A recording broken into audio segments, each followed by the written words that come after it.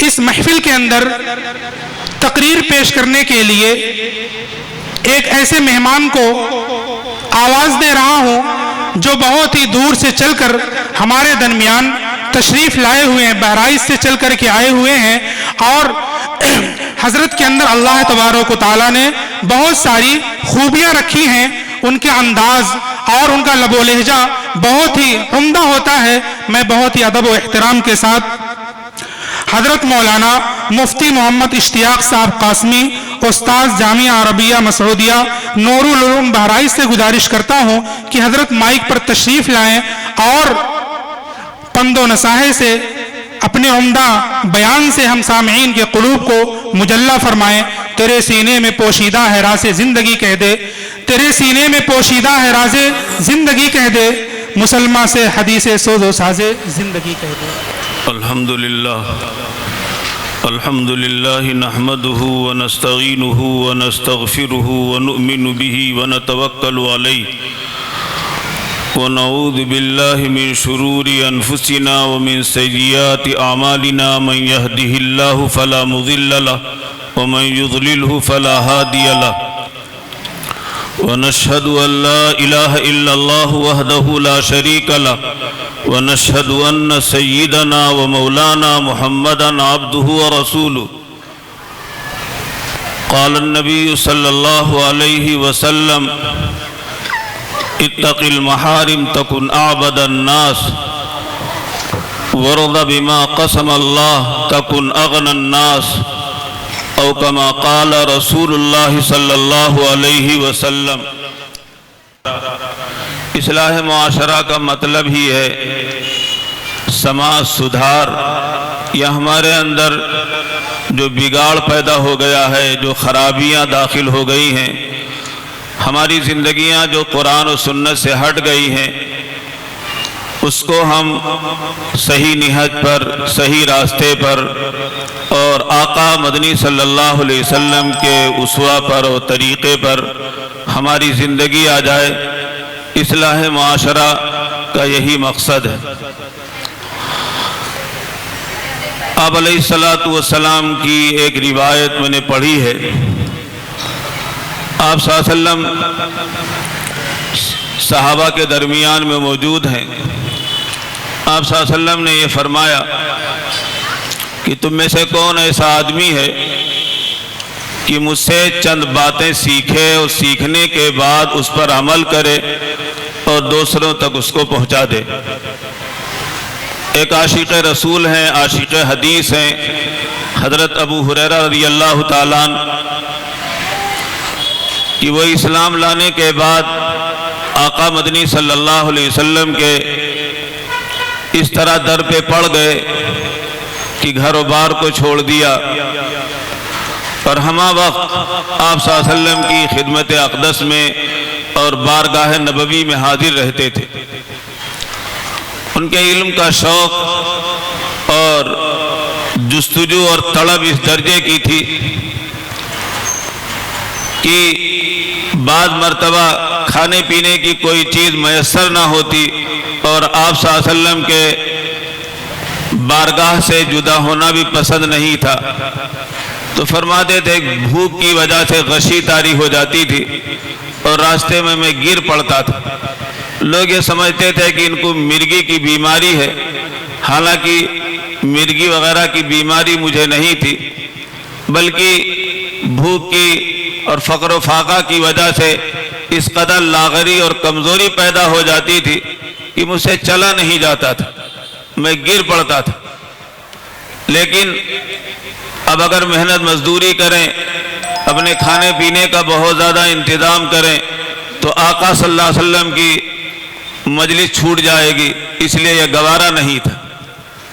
چنانچہ صحابہ کرام رضوان اللہ تعالی علیہم اجمعین ان جلیل القدر صحابہ میں ہیں جن سے سب سے زیادہ روایتیں نقل کی جاتی ہیں، وہ ہیں سیدنا حضرت ابو ہریرہ رضی اللہ تعالیٰ عنہ۔ اس مجلس میں جس میں آقا مدنی صلی اللہ علیہ وسلم نے فرمایا کہ تم میں سے کون ایسا شخص ہے جو مجھ سے کچھ باتیں سیکھے اور سیکھنے کے بعد دوسروں تک پہنچا دے۔ حضرت ابو ہریرہ رضی اللہ تعالیٰ عنہ کھڑے ہوئے اور کہنے کے بعد اے اللہ کے رسول صلی اللہ علیہ وسلم میں اس کے لیے تیار ہوں، میں عمل بھی کروں گا اور عمل کرنے کے ساتھ میں دوسروں تک پہنچاؤں گا۔ آپ صلی اللہ علیہ وسلم نے ان کے ہاتھ کو پکڑا اور پکڑنے کے بعد انگلیوں پر ایک ایک بات کو انہیں بتلایا اور سمجھایا۔ ان میں سب سے پہلی بات آپ نے فرمائی اتق المحارم تکن اعبد الناس۔ اے ابو ہریرہ،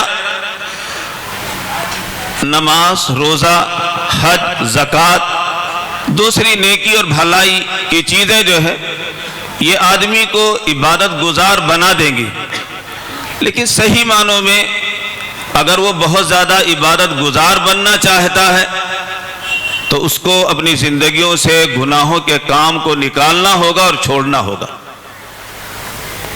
عبادت کرنے سے، نیکی کے کام کرنے سے آدمی عبادت گزار ہو جاتا ہے، لیکن ہماری عبادت میں جلا اور کمال پیدا ہوتا ہے کہ آدمی عبادت کے ساتھ ساتھ گناہوں کو چھوڑ دے۔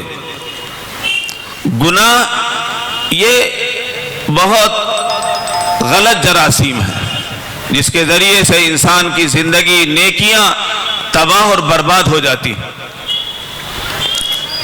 ایک مرتبہ حضرت عبداللہ ابن عباس رضی اللہ تعالیٰ عنہ سے پوچھا گیا، یہ بتلائیں ایک شخص ہے جو بہت نیکی کرتا ہے لیکن اس کے ساتھ گناہ بھی کرتا ہے، اور ایک شخص وہ ہے جو عبادت کم کرتا ہے لیکن گناہ کے قریب نہیں جاتا، تو آپ کس کو اچھا سمجھتے ہیں؟ تو فرمایا کہ وہ شخص جو عبادت کم کرتا ہے، 5 وقتہ نماز کی پابندی کرتا ہے، زیادہ نوافل، ذکر و اذکار، اوراد و وظائف کا زیادہ اہتمام نہیں کر پاتا لیکن گناہوں سے دور رہتا ہے، تو فرمایا یہ شخص کم عبادت کرنے والا لیکن گناہوں سے بچنے والا یہ زیادہ پسندیدہ بندہ۔ حکیم اختر صاحب رحمۃ اللہ علیہ نے فرمایا کہ عبادت کرنے والا اللہ کے ذکر میں، یاد میں جتنی دیر وہ عبادت میں مشغول رہتا ہے اتنے وقت وہ ذاکر ہے، لیکن گناہ کو چھوڑنے والا ہمہ وقت وہ ذاکر ہے۔ اس لیے کہ جب بھی کوئی گناہ کا موقع آتا ہے تو وہ اس ڈر سے اس گناہ کو چھوڑ دیتا ہے، اس گناہ کے قریب نہیں جاتا ہے کہ یہ چیز ہمیں جہنم میں پہنچا دے گی، یہ ہمیں اللہ تعالیٰ اس سے ناراض ہو جائیں گے، اس لیے وہ اس کو چھوڑ دیتا۔ آج ہمارے اندر یہ جذبہ پیدا ہوتا ہے کہ ہم نیک ہو جائیں، متقی ہو جائیں، پرہیزگار ہو جائیں، تو ہم نماز کی پابندی کریں گے، لوگوں سے پوچھیں گے کون سے اعمال ایسے ہیں، کون سے ایسے اوراد و وظائف ہیں جس کو ہم کر لیں تو کرنے کے بعد متقی اور پرہیزگار ہو جائیں، لیکن ہمارا ذہن گناہوں کی طرف نہیں جاتا کہ یہ گناہ یہ ہمیں سب سے بڑے عابد و زاہد بنا دیں گے۔ اس کا نتیجہ یہ ہے کہ آج طرح طرح کی برائیاں اور طرح طرح کے گناہ ہمارے اندر پیدا ہو رہے ہیں، اور جس کی وجہ سے سماج و معاشرہ بگاڑ کا شکار ہے، اور خاص طور پر ہمارا نوجوان جو کسی قوم کی ریڑھ اور ہڈی کی حیثیت رکھتے ہیں، شراب، جوا اور اسی طرح سے فحش گانے اور دوسری چیزوں کے اندر ہمارا یہ نوجوان مبتلا ہے، جس کی وجہ سے آج ہم پوری طرح سے کھوکھلے ہو چکے۔ اس لیے ہمیں گناہوں سے بچنے کی بھی کوشش کرنی ہے، عبادت گزار بھی بنے اور اس کے ساتھ میں گناہوں سے بھی بچیں۔ ایک عالم صاحب نے کہا ایک آدمی ٹانک استعمال کرتا ہے اور زہر استعمال کرتا ہے تو ہو سکتا ہے ٹانک کا اثر نہ ہو لیکن زہر کا اثر ہو سکتا ہے۔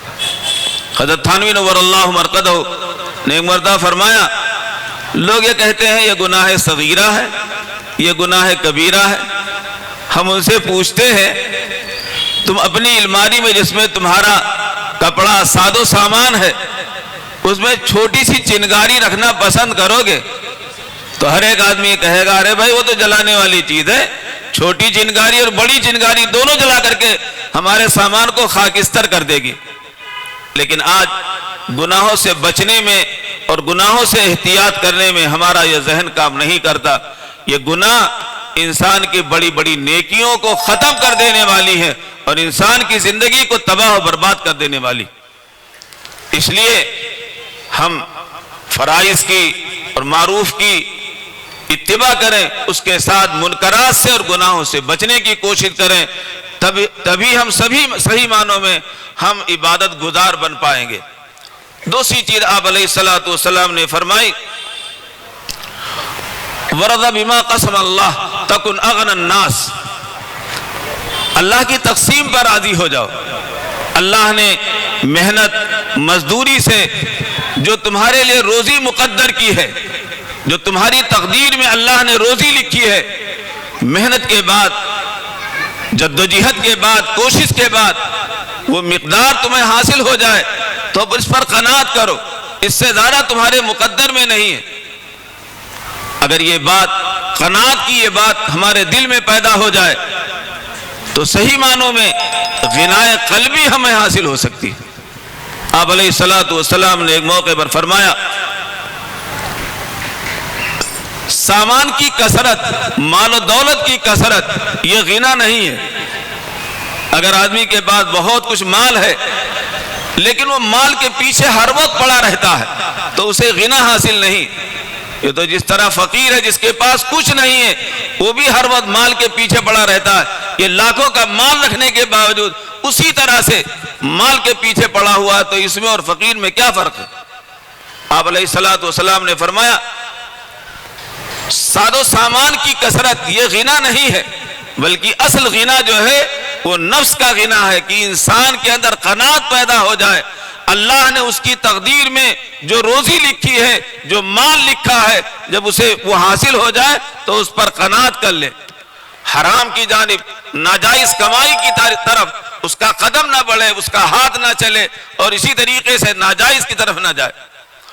لیکن آج صورتحال یہ ہے کہ جہاں مال کی کمی ہوتی ہے، مال کی تنگی ہوتی ہے، فوراً ہم جائز سے ناجائز کی طرف اور ہر طرح کا مال ہم جمع کرنے کی کوشش کرتے ہیں۔ نتیجہ یہ ہوتا ہے کہ اس کی وجہ سے ہماری دنیا بھی برباد ہوتی اور آخرت بھی تباہ ہوتی۔ ایک غیر آدمی نے ایک مرتبہ کہنے لگا کہ ہمارے ساتھ میں بہت سارے لوگ سروس کرنے والے تھے، میں اپنے ساتھیوں سے کہتا تھا کہ دیکھو غلط مال نہ لو، غلط مال لوگے تو یہ تمہارے حق میں اچھا نہیں ہوگا۔ وہ کہنے لگا کہ میں غلط مال لینے سے بچتا تھا۔ آج صورتحال یہ ہے کہ ہمارے بچے پڑھ لکھ گئے، اس کے ساتھ میں آج وہ جاب یا اسی طریقے سے سروس میں ہیں، لیکن ہمارے ساتھیوں نے غلط پیسے لیے تھے، آج ان کا بچہ سہارنپور کے اندر ہر غلط جگہ پر ملے گا۔ تو حرام مال، ناجائز مال یہ انسان کو پریشان بھی کرتا ہے اور اس کے ساتھ ساتھ بیوی بچوں کی تباہی اور بربادی کا سامان بھی ہوتا۔ اس لیے اللہ تعالیٰ نے ہماری تقدیر میں جو روزی لکھی ہے اس پر قناعت کریں اور اس سے آگے قدم نہ بڑھائیں، تو اللہ تعالیٰ آپ کو قناعت کی زندگی اللہ مرحمت فرما دے گا۔ تیسری بات آپ علیہ الصلوۃ والسلام نے فرمایا، وَأَحِبَّ لِأَخِيكَ مَا تُحِبُّ لِنَفْسِكَ، جو اپنے لیے پسند کرتے ہو وہی اپنے بھائی کے لیے پسند کرو۔ اگر یہ صفت ہمارے اندر پیدا ہو جائے تو آج بہت ساری گھر کی لڑائی، سماج و معاشرے کی جو لڑائی ہے وہ ختم ہو جائے۔ لیکن ہوتا یہ ہے ہر ایک آدمی اپنے لیے اچھی چیز کو پسند کرتا ہے اور دوسرے کے لیے خراب چیز کو پسند کرتا ہے، نتیجہ یہ ہوتا ہے کہ گھر گھر میں لڑائی ہے، سماج و معاشرے میں لڑائی۔ اگر کسی آدمی میں یہ صفت پیدا ہو جائے کہ جو اپنے لیے پسند کرتا ہے وہی اپنے بھائی کے لیے پسند کرے، تو ہر ایک آدمی کے دل کے اندر یہ اس کے تئیں یہ کیفیت پیدا ہو جائے کہ فلاں آدمی بے ضرر ہے، اس کے ذریعے سے نقصان نہیں پہنچ سکتا ہے۔ اور جب کوئی آدمی کسی کو نقصان نہیں پہنچائے گا تو اللہ کی ذات سے امید ہے کہ اسے بھی کوئی نقصان نہیں پہنچائے گا. لوگ احتیاط نہیں کرتے ہیں, بے جا تکلیف میں مبتلا کرتے ہیں, نتیجہ یہ ہوتا ہے اس کا ری ایکشن ہوتا ہے اور سامنے والا بھی اس کو تکلیف پہنچاتا ہے. جب اپنے کو تکلیف پہنچتی ہے تو لوگوں کے سامنے روتا ہے, لیکن جب تکلیف پہنچاتا ہے تو اس کو احساس نہیں ہوتا. ایک صاحب تھے, اپنا ایک جانور بازار بیچنے کے لیے لے جا رہے ہیں. ایک صاحب خریدنے کے لیے ملے, کہنے لگے کہ ہم آپ کا جانور خریدنا چاہتے ہیں, کیا یہ جانور ٹھیک ہے؟ تو کہنے لگے سچی بات ہے, اگر جانور یہ اچھا ہوتا تو ہم بیچنے کیوں جاتے ہیں. یہ ہے کہ آدمی اپنے لیے جو پسند کرتا ہے وہی اپنے بھائی کے لیے پسند کرے. آپ علیہ الصلوۃ والسلام نے فرمایا اگر کسی آدمی کے اندر یہ بات پیدا ہو جائے تو وہ کامل مسلمان ہے. اسی طرح آپ علیہ الصلوۃ والسلام نے چوتھی نصیحت یہ فرمائی وَأَحْسِنْ إِلَىٰ جَارِكَ تَكُنْ مُؤْمِنًا, اپنے پڑوسی کے ساتھ احسان و سلوک کا معاملہ کرو. آپ علیہ الصلوۃ والسلام فرماتے ہیں حضرت جبریل علیہ الصلوۃ والسلام جب بھی میرے پاس آتے تو فرماتے تھے اپنے پڑوسیوں کے ساتھ احسان و سلوک کا معاملہ کرو.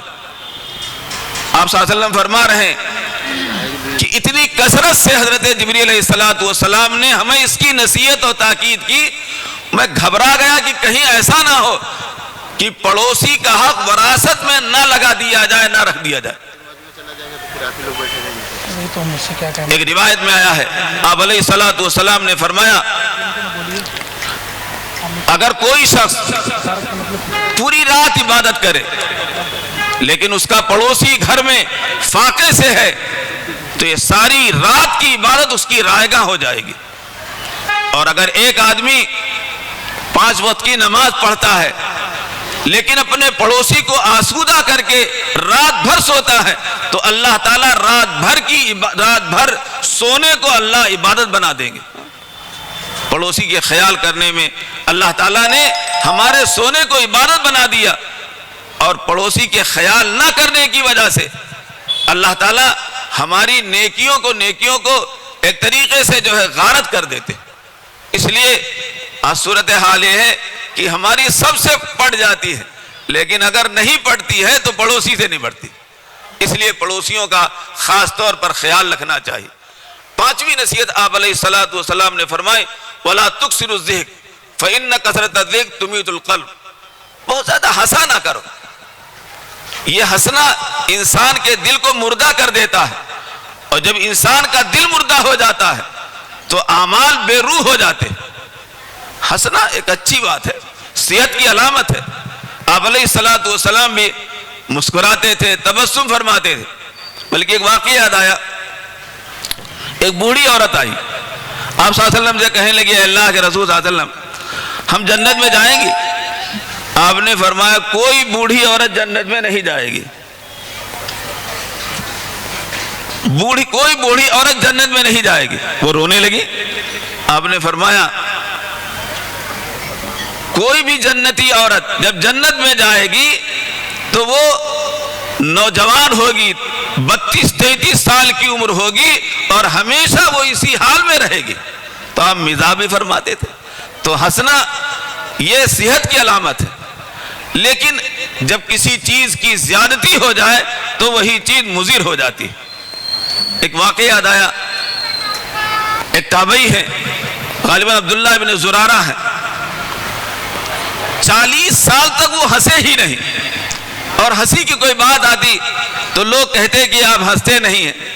تو کہتے تھے جسے یہ معلوم نہ ہو کہ اس کا خاتمہ ایمان پر ہوگا, قبر میں منکر نکیر کا سوال دے پائے گا نہیں دے پائے گا, پل صراط سے گزرنا کس طرح ہوگا, اعمال نامے جب اڑائے جائیں گے کس ہاتھ میں آئیں گے. جس آدمی کو یہ پتہ نہ ہو وہ کس منہ سے ہنسے. کہتے 40 سال تک ان کے منہ سے کسی نے ہنسی دیکھا ہی نہیں, لیکن جب انتقال ہوا تو کھل کھلا کر کے ہنس رہے تھے. جب تک ان کو جو ہے کفن میں لپیٹ نہیں دیا گیا تب تک وہ ہنستے ہی رہے.